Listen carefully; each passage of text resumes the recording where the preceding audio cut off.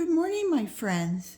Uh, Last week I harvested my sweet potatoes and some of the bigger ones. Now you watched me do that, and I dug them up, and some of them came and had a really nice vine with it. And so a lot of people some people are confused that they think they have to buy organic sweet potatoes or they have to get a seed potato, something along those lines. With sweet potatoes, it's pretty easy. Honestly, I started this a few years ago and I bought just a regular sweet potato from the grocery store. It wasn't organic, it wasn't anything special. And I started growing it actually in a glass. And if you go back, I have a playlist on sweet potatoes, and I grew them in the glass. I got slips from it, and then those slips I planted, and then I took those sweet potatoes when I harvested them, and I saved some of the slips, and I used them for the following year's crop, which was this year. And I planted those in I think they were first part of May. Might have been a little earlier, and so they've been growing. They were growing for 6 months. Sweet potatoes take a long time.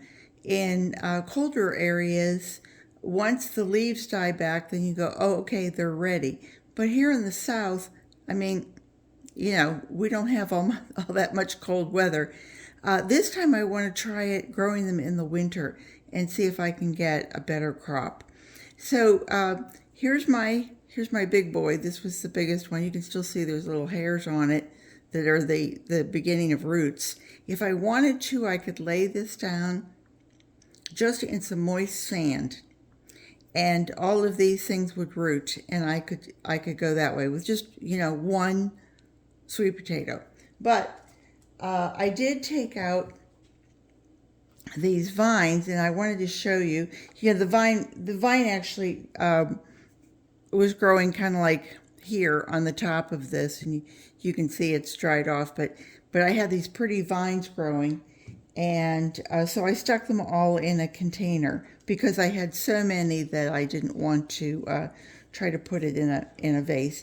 And I have to tell you, the first day or two, you look at it and you go, "Oh my, that's never going to make it," and then all of a sudden they start to perk up. But you don't want to leave them in here forever. You've really got to keep changing the water, and it gets to be kind of a pain in the neck. But I wanted to show you that. Look here, you've already got. This is a week later. You've already got all of these nice roots, and I'll just put these to the side so I can show you just a few. You can plant these. I could take them now and plant them. This is what's called a slip.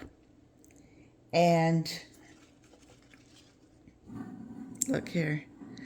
Sometimes you get once this is the old root, and sometimes they start looking a little shabby. I mean, you could break that off because you've got all this new root.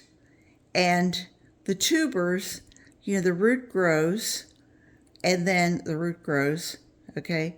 And then all of a sudden it has these like little bumps on along the way, and those will grow out and the tubers will form.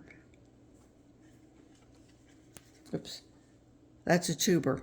Okay, the tubers will form on these, and you have new sweet potatoes. This is a wonderful project for children. I think what a great, easy way to get kids into gardening that teaches them just how easy it is to grow their own food. I'm just pulling off some of the yellow leaves so that it doesn't look quite as shabby. I mean, look at this little tiny piece that was really nothing, and I mean, it's leaves whether I use these or not. So anyway, my friend Rick over at Gardening with Bar Chuckin', oh my, look at that one. Now that's starting to feel a little, let's start to feel a little slimy. Anyway, my friend Rick over at Gardening with Bar Chuckin' has a really nice channel if you want to go check it out. And I mentioned my sweet potatoes and how these little ones would probably be ones that I would use. I think the first year, I don't even think I used them. I tried to take the peel off of it, the skin off of it, and I had so little inside that nothing. Sandra over at Nana's Worms and Gardens, she said, well, she just uses those in her soup.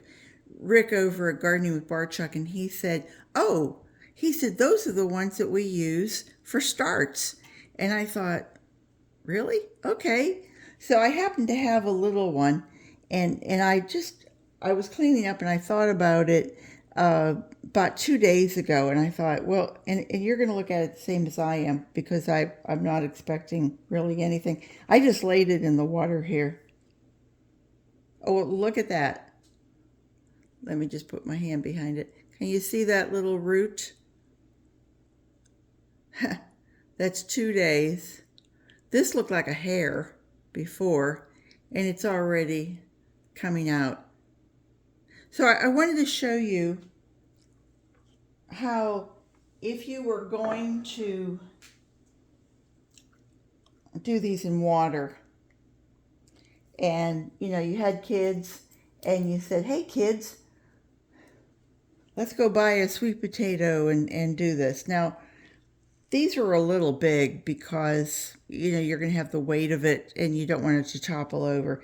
So my suggestion would be, if you can, find a small sweet potato. I happen to have these. I'm hoping I know which end is up, as they say. That looks like the end it came off. Ooh, boy, there's a question. You know what? Since I have this and I know which is which, I'm going to use it like this. And I'm going to put this about halfway in the water. Okay, I really don't want to submerge it the whole way. I maybe could, I don't know. So what you're going to do is just do about halfway up, maybe a little bit more, because your water's going to recede. And you don't want to have to be here every day to do it. And remember, you can do 3 or you can do 4, whichever you like. And there you have it, voila. And that's how you start a sweet potato, the actual sweet potato in water. If you're going to do the slips, well, that's pretty easy. I mean, you can think to yourself,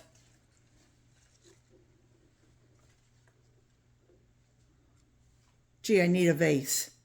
Put it in the water, and you can do it that way. Like I said, I had probably 10 slips to start, so I just pulled out a whole piece. Now this piece is starting to feel a little bit slimy, so I'm going to really rinse these off really well, and you can see my water. I'm getting lots of dirt in there, lots of soil, and so I will do it that way. But this probably within by next week maybe will be ready for planting. And that's kind of what I wanted to do was like October 1st, somewhere in that range, or the first week in October, I wanted to go ahead and put these back in either fresh soil in the grow bags or back in the ground somewhere and let them grow over the winter. I think the vines will grow slower than they did throughout the summer. The summer, we had a real problem. The vines just went mad. They were all over the back fence, and I had to. And then they got hit with mealybug and whitefly. Oh, it was terrible, and so I couldn't eat them. This is edible. To take these, so are the stems. I mean, the entire plant is edible. But if you take these, and I mean, I'll take maybe 30, 40 big leaves and a couple pieces of bacon, chop the bacon, fry up my bacon, and then kind of turn that down and throw in the leaves and just until they're wilted. and they do take up a little bit of that grease, but for the most part they wilt and they take up that bacon flavor, and so it's good eating. Let me just say it's good eating. So anyway, I just wanted to show you that before I start eating them. As I mentioned in my previous video on harvesting these, once you harvest them, you can still see there's a little bit of dirt there. And you kind of want to leave that because it's drying the skin naturally. Don't wash them. And then after a couple weeks, what's happening is they call it curing. But what's happening is this tuber has a lot of moisture in it, a lot of liquid, but not really. You don't want to think of it as being liquid like a tomato or something that you'd cut into, but a lot of moisture. And as that moisture has a certain sugar content, and as the moisture level decreases to maybe half or a third of what it was, the sugars don't evaporate, they stay, and so it concentrates, and that's where we get a sweet potato. And these potatoes, the first year they were okay, but last year they were really creamy. I mean, just as a sweet potato, not as a sweet potato pie, not mashed, anything like that. But they came out that I baked them or put them in the microwave, and whenever we would cut it open, you could take your fork and just fluff it, and they were very good. So I will leave you with that and say that sweet potatoes are, for my money, they're certainly easier to grow than a regular potato. So have a great day, everybody. I hope you'll try growing sweet potatoes, and I hope you'll maybe check out my playlist and see how I done it along the way. Take care. Remember, garden what you've got. Bye-bye.